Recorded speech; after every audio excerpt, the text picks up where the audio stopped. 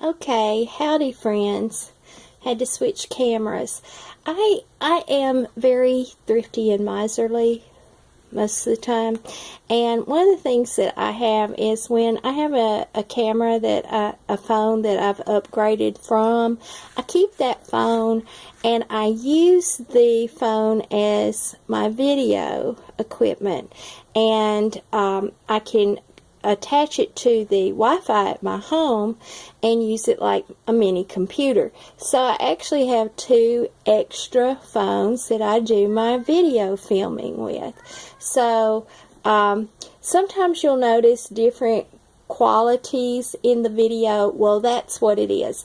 So I just ran out of memory on my other one and I'm uploading. Okay, so transition to the thing that I use the ugly blighted leaves on the Verosa and the mullein for. I dry them and I put them in a little paper bag. I've actually done 2 videos on using paper bags for drying, and that is my preferred method on the Lectuca, because I want it dried out straight and slowly to concentrate the sap in them. I lay these out on a sheet and I have a fan blow on it, and it takes it several days, but then my leaves are whole and the quality of the leaves is better. So I do have a video on that as well. And for people who are just now watching my videos, please go back and check some of my very earliest videos. I did some thumbnails for them so they're easier to find. They're a dark green and they have that majestic first plant that I ever had on there. And that starts out the journey. Now on some of them there's incorrect information. That's because I've been learning, but I have shared the fact that I am learning and growing on all my videos about this plant.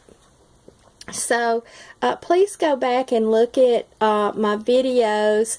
I have some on nutritional drinks and getting away from the store-bought supplements, using wild plants as your supplements in its purest form. It just is a better way to use it, to incorporate it into your diet. So transition now into what I want to show you. Now with these blighted leaves, I make a little burn thing here in this little ashtray, and I put the little dried leaves in here, and I've got dried mullein. There's a little piece of dried mullein right there, and then I have some little dried Lectuca leaves right there, and then I have some bay leaves mixed in. That's a cereola leaf right there. When cereola leaves dry, those prickles become like needles. Anyway, so I make a little collection right there, and the Native American people often use these 2 plants smoking them, and they would spread them over a fire and then they would draw the smoke into them, because bringing it in that way, inhaling it, heals your nasal passages. Starts in your esophagus and your larynx, and then goes down to your lungs to have a different healing effect, along with how when you ingest the plant, it goes into your stomach and then the nutrients are absorbed into your bloodstream. So this is another method to use the plant. Now I have made some cut leaf for a friend of mine who smokes it, and he's my age and has aches and pains from being a farmer and a mechanic, and he loves the gentle effect of pain relief and relaxation that smoking the wild lettuce brings to him. So what I do is I light the little collection. So we're going to do that right now.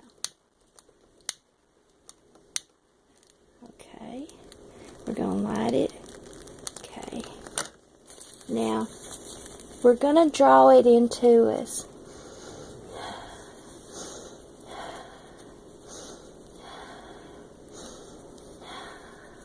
And we're going to inhale it. Now, I made this. I actually am working on one for my daughter for a present. But I'm working on a smudge fan. And I've hot glued the little tips of the feathers like that. And then I'm going to layer them. Then I'm going to wrap it in suede. And then I have a hagstone that I found out the river. And I'm going to tie it with suede, and then put the little hagstone on it. And so this is a little smudge fan, and you don't have to have this. You can draw it into you with your hand.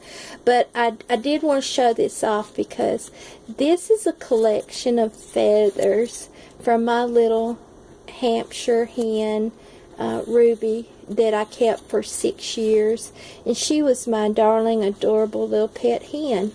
And I had her in city limits, and that's a violation of city codes, and I don't care because it's America and this is my land.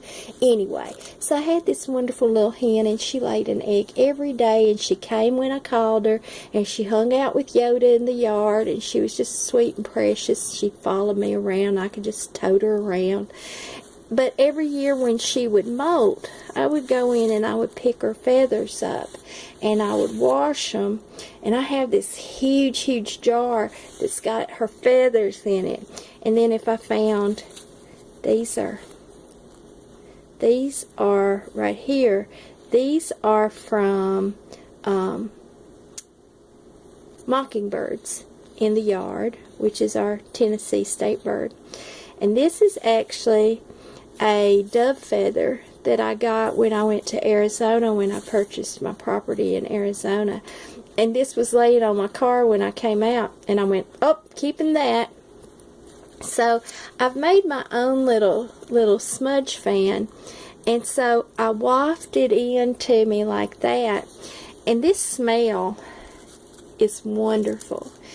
It is a very fragrant burn, but it will unstop me, my nose, my sinus passages, when my throat is itchy from allergies. Drawing that in soothes it. Now, I don't smoke, and I never have, and I'm not a fan of any kind of smoke except for wood smoke in a heater. But this is something that I do regularly. It also freshens my house. Coming out of the winter, being all closed up, this brings a freshness into your home as well. It's very therapeutic, but it's also healing. So I did just want to bring y'all that for those of you who will be growing the plants. And it is just a characteristic of the plant that the bottom leaves get blighted and then they wither and die. So why not make a use of them? So I went out and I just snipped all these. Snipped these. And I'm, like I said, I use these for burning. And then the mullein, I've snipped those. And so what I'm going to do is dry those, and they'll go into my bag for putting into my little burn ashtray of healing.